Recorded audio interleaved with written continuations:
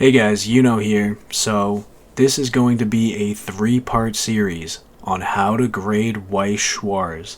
So, someone asked me to do this a long time ago, and I just didn't have time to get around to it, so better late than never, hopefully. If you already figured it out on your own, good.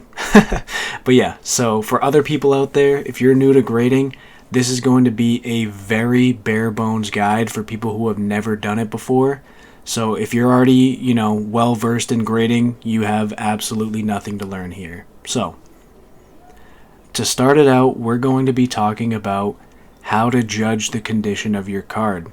So, there's 4 things that all the grading companies look at.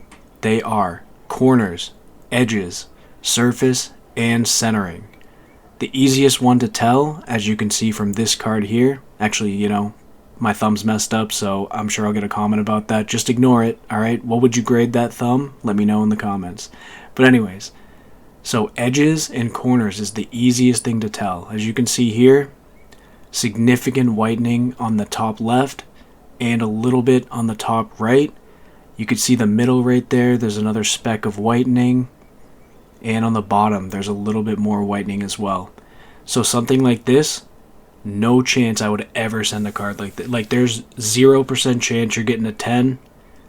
At Beckett, 0% chance you're getting a 9.5, unless they're just not looking at your card. But yeah, so significant whitening like that, 100% no-go, no chance. Don't bother sending it. So something like that, I would say probably 8, maybe a 9 if they're not paying attention fully. So yeah.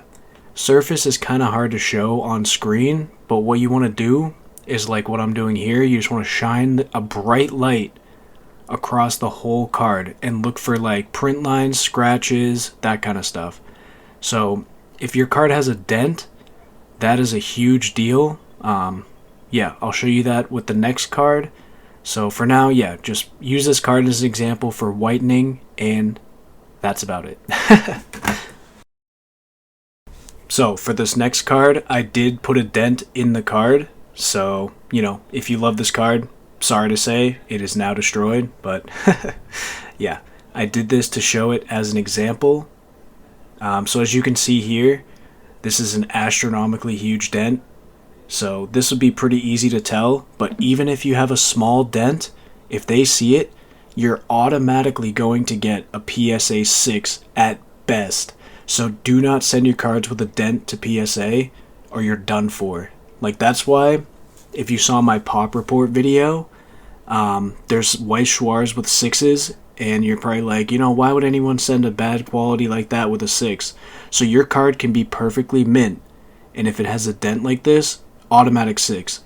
Even a much smaller dent that's harder to see, if they notice it, you're getting a 6. So you have to be very careful with dents. And yeah, that's about it. If you have a huge dent like this, you're probably even talking like a 4. So yeah, be very careful with that. Now, here is a 9. So something like this, if you've seen my earlier videos where I say something like, oh yeah, this card has like a 25 to 50% chance at a 10. So that would be something like this. I think it was closer to like 25%. So when you're looking at the whitening, you can see here it has like 1 whitening on the corner.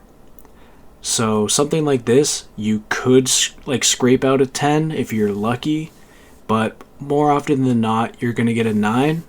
But since I love this card, I thought it was worth a shot. So yeah, that one little error right there, bad cut, and you're getting a 9. So you got to be very careful. If you're expecting all 10s, if you have even a little bit of whitening, it can knock it down to a 9, because this card has like perfect surface, perfect centering. So yeah, just wanted to give you an example of a 9. Japanese has a lot more 9s than English because the card is front cut where the English is back cut. So that's why you'll see a lot of like whitening on Japanese cards. It's just something you can't avoid, and a lot of the times it happens out of the pack. So yeah, I did pull this one straight from a pack, put it into a sleeve, and it got a 9. So now you know why. Alright, so for this next card, we are going to show centering and how you can judge that. So for PSA right now, I think Weiss is still so new to them that they don't understand centering. So you can actually get away with pretty uncentered cards and still get PSA 10s. So if your card is uncentered, definitely send it to PSA. So yeah, this is mainly if you're sending to Beckett, you're really going to want to make sure that your card is centered. So you can check this text box on the sides and make sure that's perfectly in the middle. A lot of people use the feathers on the bottom, but the text box I think is a lot easier to see personally. And you can also use the icons on the top. So you're going to want to check left to right how far away they are from the edge. And yeah, just make sure that your card is centered that way. You can also use the icons on the top and compare it to the little thing on the bottom. I'll show you that in a sec. But yeah, the icons, no one's looking at those for some reason. But yeah, you can check this little bottom white thing, border I guess. Yeah, bottom border and the top icons to see top to bottom, and then text box and icons left to right. The back centering is pretty self-explanatory. Just look at the chain and look at the black border all around it. Make sure that's in the center, and yeah, you're well centered. PSA for other TCGs is 60-40, so maybe that's why they're very lenient on centering for Weiss, because most Weiss cards is within that 60-40. But yeah, Beckett, you're going to have a really tough time if your card is a bit off-centered. So if you're going for black labels, you might even want to scan your card and count the pixels, because you're going to want 10 centering. That's the toughest thing to get on Weiss from what I've seen. But yeah, I mean, that's pretty much it. This is just a regular card. I would never send this. I think it would still get a 10, but yeah, don't send that.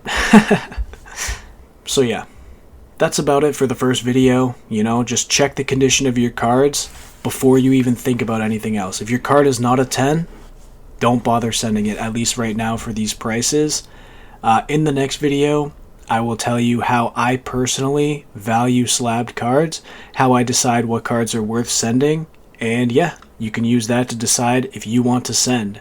The final part will be how to actually submit to Beckett, PSA, and CGC.